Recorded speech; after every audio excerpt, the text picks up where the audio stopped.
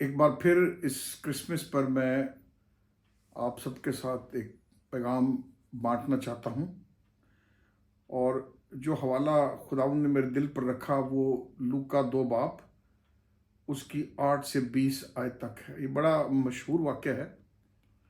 اس میں چرواہے جو بھیڑوں کی رکھوالی کر رہے ہیں، کس طریقے سے وہ فرشتہ اور پھر ساری فوج فرشتوں کی آ کر وہ پیغام سناتی ہے، اور 14ویں آیت کے مطابق پیغام ہے: عالم بالا پر خدا کی تمجید اور زمین پر ان آدمیوں سے جن سے وہ راضی ہے صلح۔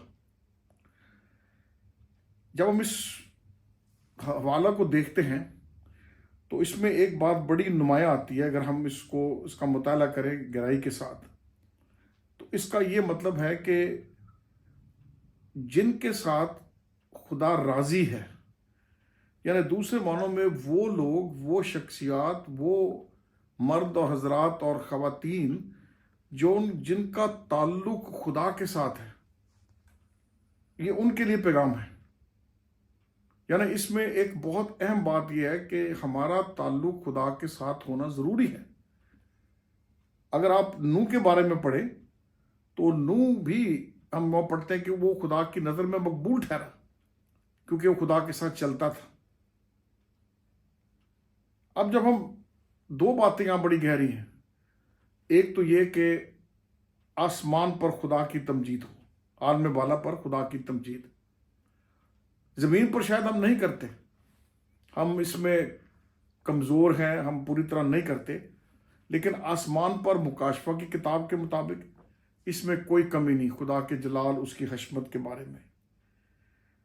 پھر وہ کہتا ہے کہ زمین پر صلح، اور جب صلح کی بات ہے تو یہ بنیادی طور پر اس کا یہ معنی ہے کہ وہ صلح، وہ سلامتی جو یسوع کے آمد کے باعث گناہوں کی معافی کا تعلق ہے، یہ اس کی طرف اشارہ ہے۔ اب جب ہم بنی نوع انسان، ہم اپنے آپ کو جب دیکھتے ہیں تو ہم لوگ خود غرض ہیں۔ ہم اپنے مقاصد کو، اپنی مرضی کو خدا کی مرضی سے اوپر رکھتے ہیں۔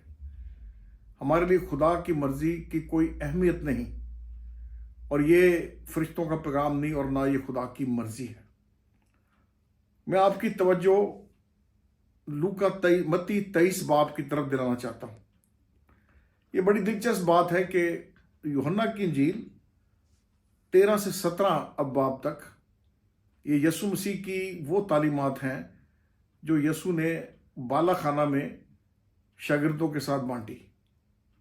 اور دلچسپی کی بات یہ ہے کہ جو متی 23 باب سے لے کر 26 باب کی ابتدائی آیات تک، یہ بھی تمام باتیں یسوع نے ہی فرمائیں، اور یہ تقریباً سمجھ لیے کہ ان کے اینڈ کا ہی پیغام ہے۔ اس کے بعد اس قسم کا ڈسکورس یا اس قسم کی تعلیمات براہ راست یسوع کے منہ سے ہمیں نہیں ملتی، اور یہ بڑی گہری باتیں یہاں پر کہیں یسوع نے، اور وہ یہ باتیں کہیں کہ یہاں پر 23ویں چیپٹر میں، 23ویں باب میں متی کے، یسوع مسیح بڑا کلیئرلی فقیوں اور فریسیوں سے مخاطب ہے،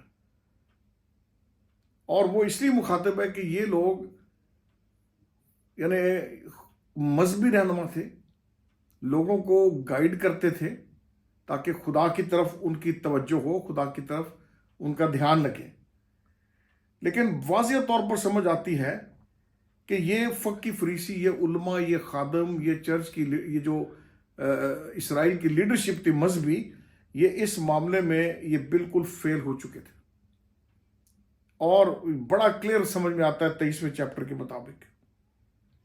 دوسرے معنوں میں یہ کہ وہ فیل ہو کر وہ لوگوں کی مناسب طریقے سے، اچھے طریقے سے رہنمائی نہیں کرتے تھے۔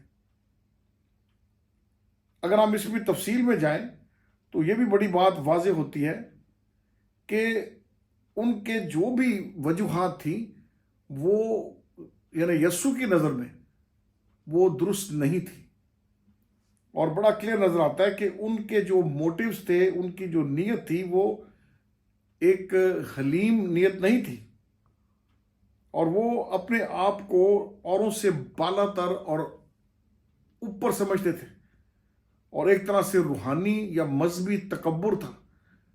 وہ یعنی وہ جو کہتے تھے جو ہم ہیں وہ ہم ہیں، اور باقی لوگ اس لیول پر نہیں ہیں۔ لیکن یسوع مسیح ان علماء کو، ان لیڈر کی ان باتوں کو جب وہ نوٹس کرتا ہے تو یہ بڑی سختی کے ساتھ کلام فرماتے ہیں۔ یہاں پر وہ یہ بھی کہتے ہیں کہ یہ علماء، یہ مذہبی رہنما جو تھے بنی اسرائیل کے، ان کو ٹائٹلز کا بڑا شوق تھا، لقب کا بڑا شوق تھا، اور آج کل بھی ہم اس سے بالکل بخوبی واقف ہیں۔ ہم بھی بہت سے ایسے ٹائٹل اپنے ساتھ لگاتے ہیں، اور اس سے ایک طرح سے اپنی آپ بڑھوتی، اپنے آپ کو زیادہ بالا تر کرنے کی کوشش کرتے ہیں، اور آپ زیادہ بڑے روحانی لوگ ہیں۔ ٹھیک ہے؟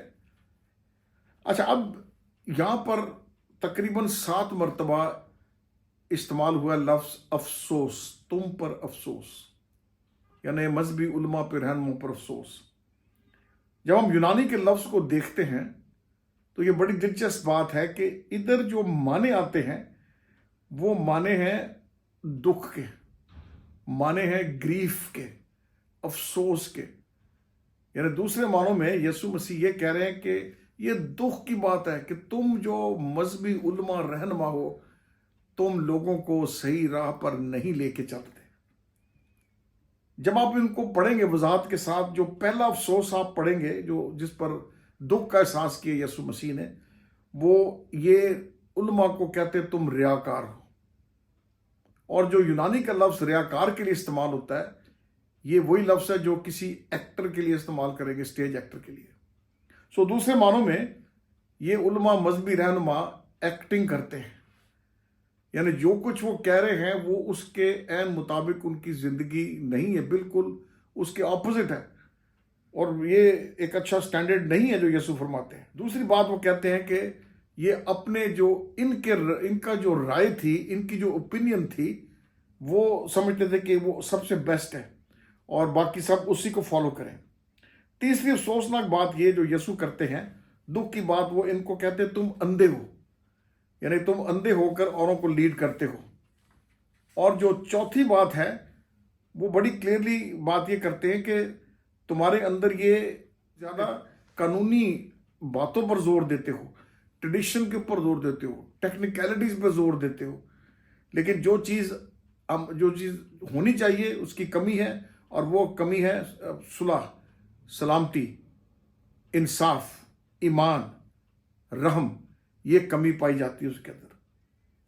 جو پانچویں بات وہ کرتے ہیں، وہ کہتے ہیں کہ ان کو پبلک کے اندر اپنے امیج کا، اپنی جو پکچر ہے اس کی بڑی فکر مندی ہے۔ او بھائی، میں بشپ ہوں، میں پادری ہوں، میں جنرل سیکرٹری ہوں، میں لیڈر ہوں، یعنی وہ مجھے اس پوزیشن کی عزت دی جائے، اچھے مقام پر بٹھایا جائے، اگلی کرسی دی جائے۔ مجھے معلوم ہے چند ایک پروگرام پہ نے اٹینڈ کیا، ان کو اگر آگے کرسی نہیں ملی تو وہ پروگرام چھوڑ کر چلے گئے۔ یہ ایک اچھا رویہ نہیں ہے جس کو یسوع دکھ کی بات کرتے ہیں۔ اور چھٹی بات وہ کرتے ہیں کہ باطنی طور پر تو یہ پاک نہیں ہے، اپنے آپ کو شو کرتے ہیں کہ پاک ہیں، پائس لوگ ہیں، لیکن یہ اندر سے وہ نہیں ہے، یعنی وہ بالکل متضاد بات پائی جاتی ہے۔ اب میرا پوائنٹ وہی واپس آتا ہے فرشتوں کے اس پیغام کے اوپر، ان میں جن میں تمہیں سلامتی ہو۔ آج افسوس کی بات ہے، ہم چاہے لے مین ہیں، چاہے ہم بشپ ہیں، چاہے ہم پادری ہیں، ہم چرچ لیڈر ہیں، افسوس یہ ہے کہ ہماری زندگی یسوع کے کال کے مطابق نہیں ہے۔